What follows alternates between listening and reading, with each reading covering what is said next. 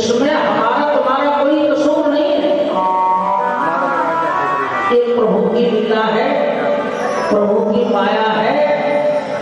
जो होगा वो होगा, उसे कोई टालने वाला दुनिया में नहीं है।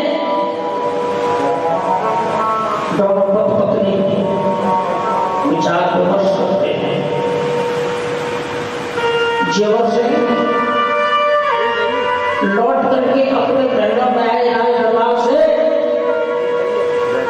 बादशाह माता ने राजा के समक्ष हल्की टोकरी रख दी। लोग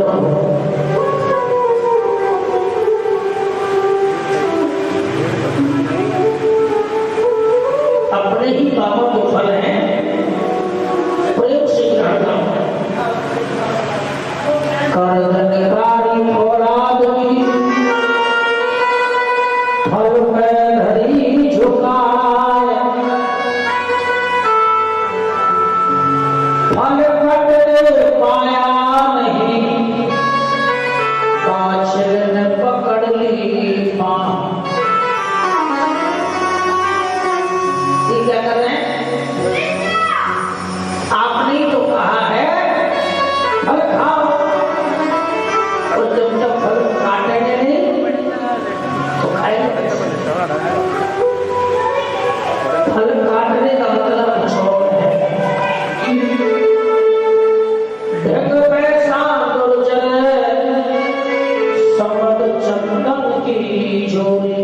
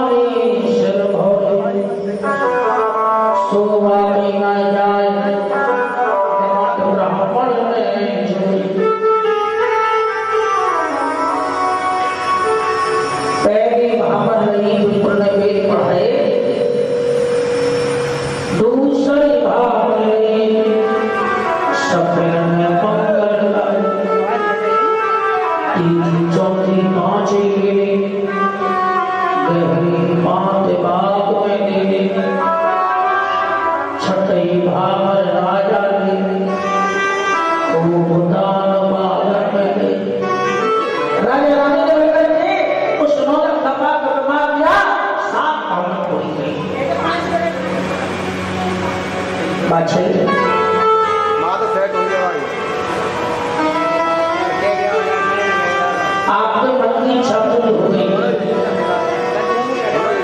तुमने कहा था कि नौलख खपा का व्यवहार करो, तो मैंने इनको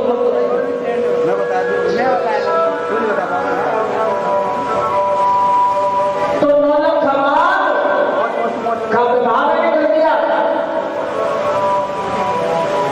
भैया बोली तुम्हारे मन को प्याव है वो, अभी मेरे मन को प्याव नायक। तुम्हारे मन में क्या है? जब नौलख खबार में माया के 7-5 कोण लगाए दो।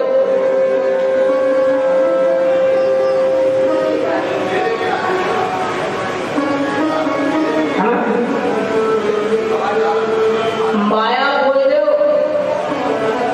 और जैसी माया बोले और वैसी माया भागे।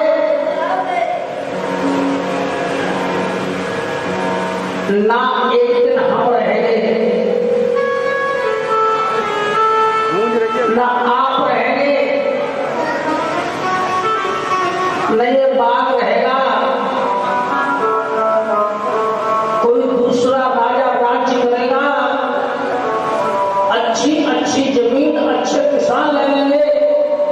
कोई गरीब किसान आएगा, मुझे भी दे दो थोड़ी सी जमीन, तो राजा बोल देंगे नौलख खपा की जमीन पड़ी है, हल्की सी बारिश होगी, हल चलाएगा तो माया हल्की उसके सारे करके आएगी। वो गरीब किसान बोलेगा माया मेरी नहीं है,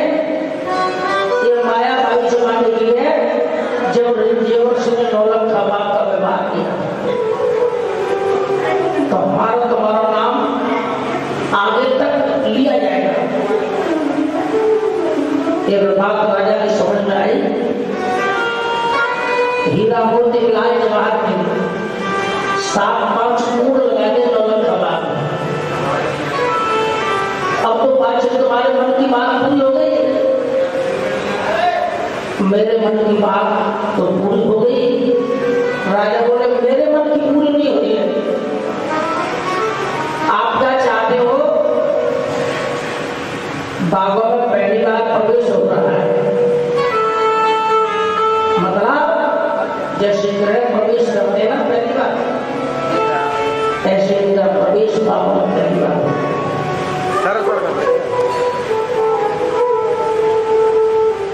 इंसान को कितना भी घी खाए, कितने भी बादाम खाए, समझ में आ सकती है। उसके चेहरा में मुस्कान आ गई। अच्छा, उसकी पड़ोसी वो देख रही थी तो रोजाना पंडितानी रोज रहती, आप तो बड़ी मगन है ऐसा क्या मिल गया है? पड़ोसी मिल के आई और बोली पंडितानी से, अरे बहन ऐसा क्या मिला है जो तू इतनी खुश हो रही है? महात्मा जी लोग भस्मी कहते हैं और भस्मी के लोग बेटा मिलेगा, मेरा सारा संकट दूर हो जाएगा।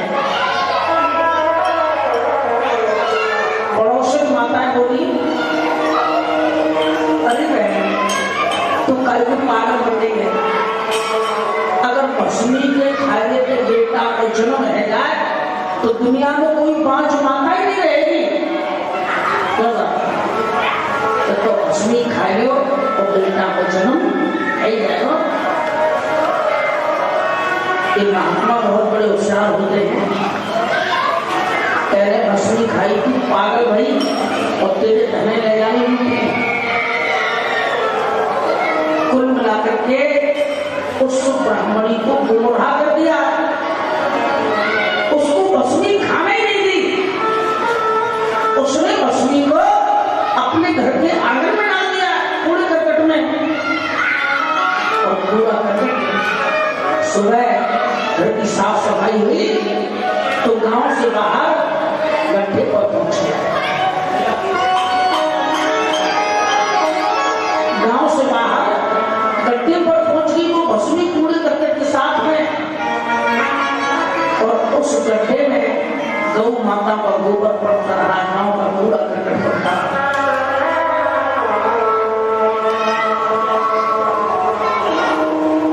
12 साल पूरे हो गए सब, जिनको आज हम लोकनाथ कहते हैं ना, जो जागरूक के रूप में ये 12 साल तक उस पूरे कितने दिन तक 12 साल।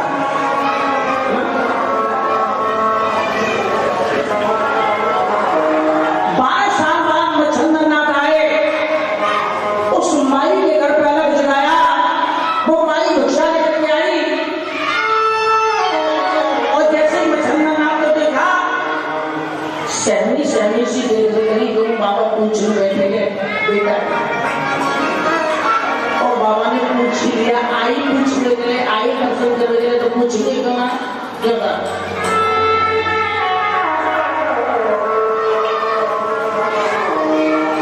माता भिक्षा लेने नहीं आया हूं, मुझे तो अपने लाला को दर्शन कराया, मैं तेरे लाला को दर्शन करने आया हूं। भूखे नहीं है मैया तेरे धन माल के, भूखे नहीं है मैया तेरे धन माल के, दर्शन करवाए मैया अपने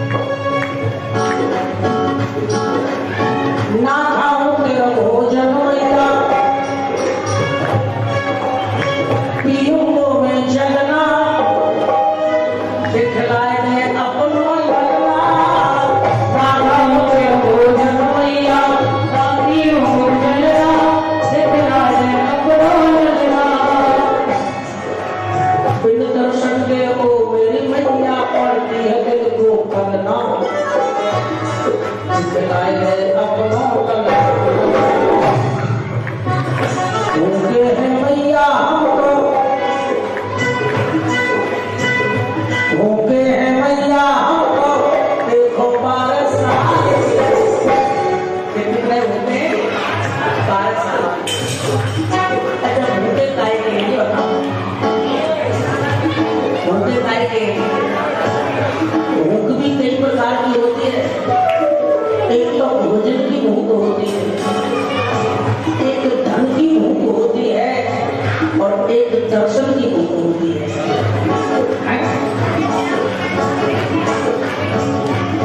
दर्शन की भूख सबसे अच्छी है। चलो अब के बाबा के दर्शन करने जाएंगे, अब के वैष्णो देवी जाएंगे, अब के अमरनाथ जाएंगे, अब के गंगा सागर जाएंगे। ये दर्शन की भूख है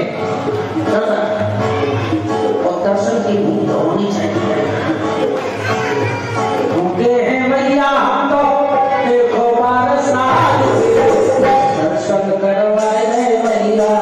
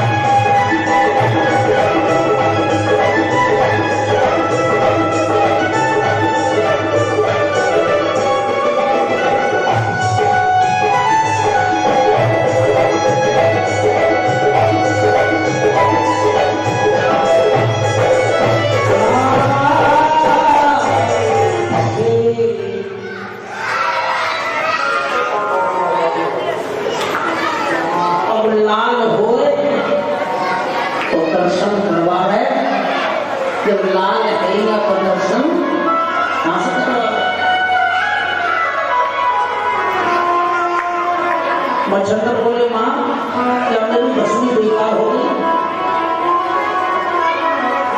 क्या पुत्र मिला नहीं तुमको, पुत्र मिला तो कहाँ है। माता के पास कोई जवाब नहीं। मच्छर बोले माँ या तो जवाब दे नहीं तो मुझे श्राप दे। उस माता की आंखें भर आई और ने कहा माता बोल, ठीक बोल। गुरुजी आप जो भस्मी देते थे उस भस्मी को मैंने ग्रहण नहीं किया,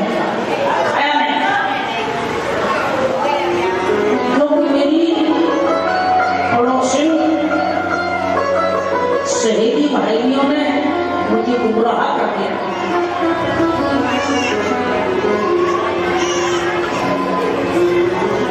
मुझे गुमराह कर दिया। उस भस्मी को मैंने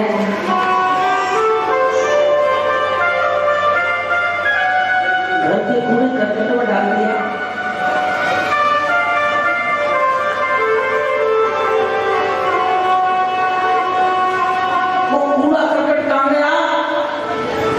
गांव से बाहर घूरे पड़ गया।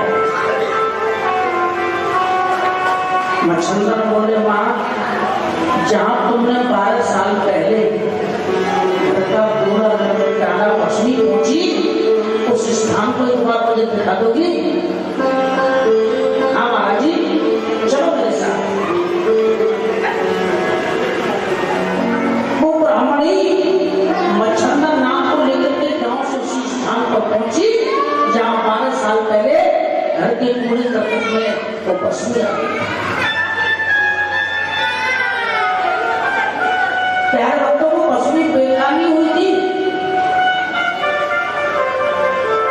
संत का दिया हुआ प्रसाद कभी बेकार नहीं हो सकता है। किसी संत का दिया हुआ आशीर्वाद कभी मिथ्या नहीं हो सकता है। मच्छरदार नाथ की आंखों में आंसू आए।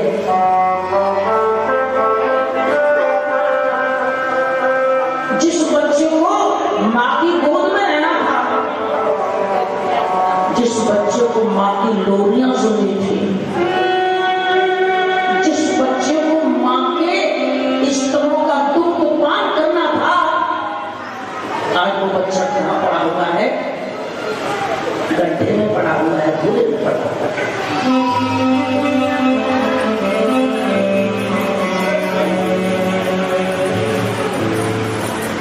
अपने शिष्यों के माध्यम से, गांव वालों के माध्यम से कहा, इस कूड़े करकट गोबर को हटवाओ भैया। एक बार मच्छरदार नाथ ने प्रयास किया, कोई गड्ढे के अंदर है भी या नहीं, मेहनत की जाए, कुछ निकले में क्या फायदा। गड्ढे के ऊपर अपना मुंह रखा और बोले, कहा हो मेरे लाल? अंदर गड्ढे से आवाज आई, गुरुदेव मेरे ऊपर काफी कूड़ा करके गोबर पड़ा हुआ है, इसे हटवाओगे तब मैं बाहर निकल के आ पाऊंगा।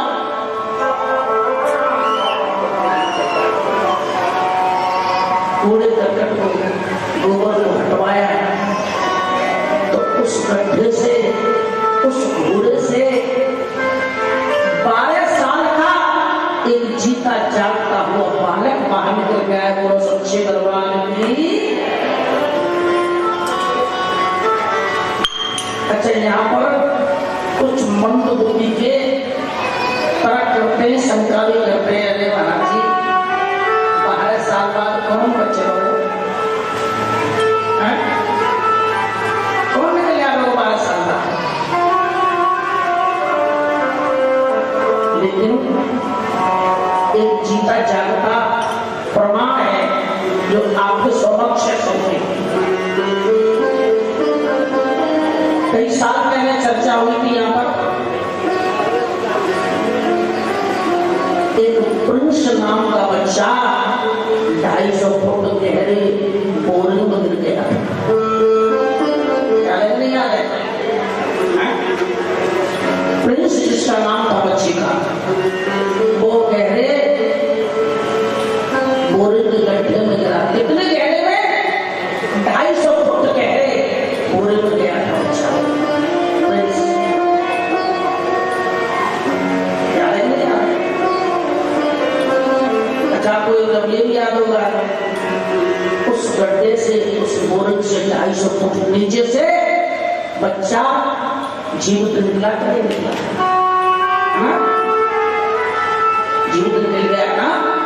अखबार टीवियों में एक खबर आई, 250 फुट गहरे गड्ढे से हमारे फौजी जवानों की मदद से वो बाहर निकल गया था 250 फुट से। अच्छा, पूरा 250 फुट गहरा होता भी नहीं।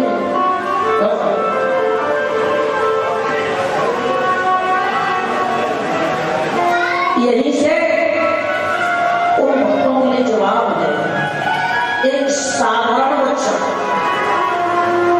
250 फुट गहरे बोरिंग से बाहर निकल के जिंदा आ सकता है, तो क्या मच्छरदार नाथ का दिया हुआ वरदानी शिव अवतार गोरक्षनाथ जी कहते हैं, वो क्या उस भूरे से जिंदा निकल कर आ सकता है? ये तो सच्चे दरबार की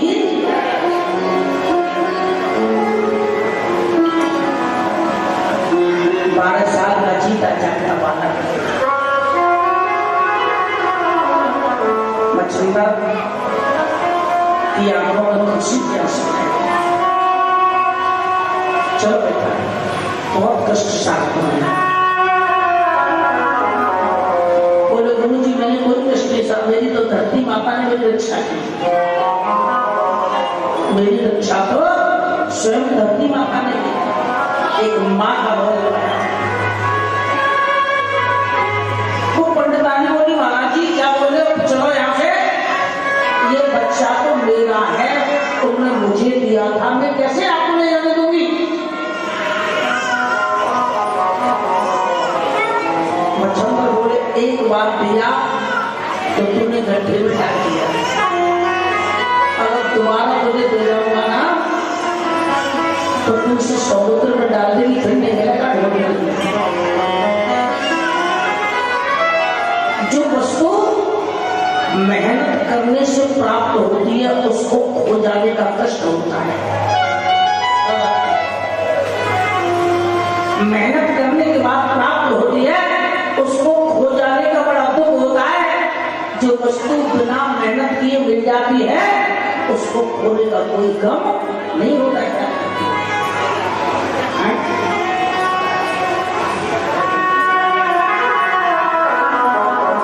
अब नहीं कर पाओगी, एक बार कृपा होगी मां, दोबारा कृपा नहीं होगी। बच्चा बोला गुरुजी मैं तुम्हारे संग चलूंगा, इस मां के पास में एक पल भी नहीं जाऊंगा। अरे जिस माता ने अपनी खुशी को गड्ढे में डाल दिया हो तो मुझे क्या खुशी दे पाएगी।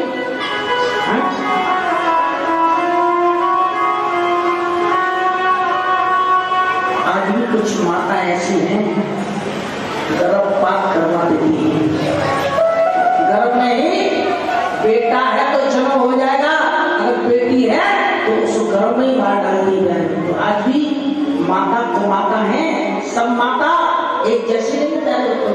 अगर ऐसी माता को कुमाता बोल दिया जाए तो उसमें कोई बुराई नहीं है। जो माताएं अपने ही बच्चे को गर्भ में मरवा देती है वो कुमाता नहीं, और वो माता हो सकती है।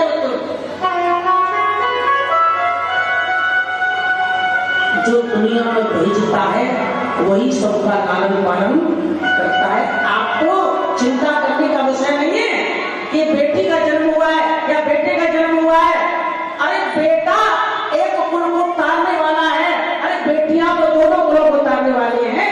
इसलिए बेटियों को भी जन्म देना है, उनको गर्भ में मारना नहीं है, नहीं तो आपको माता हो जाएगी। उस बच्चे ने स्पष्ट मना कर दिया मैं गुरुजी तुम्हारे साथ रहूंगा, मेरा कोई न सहारा बेटा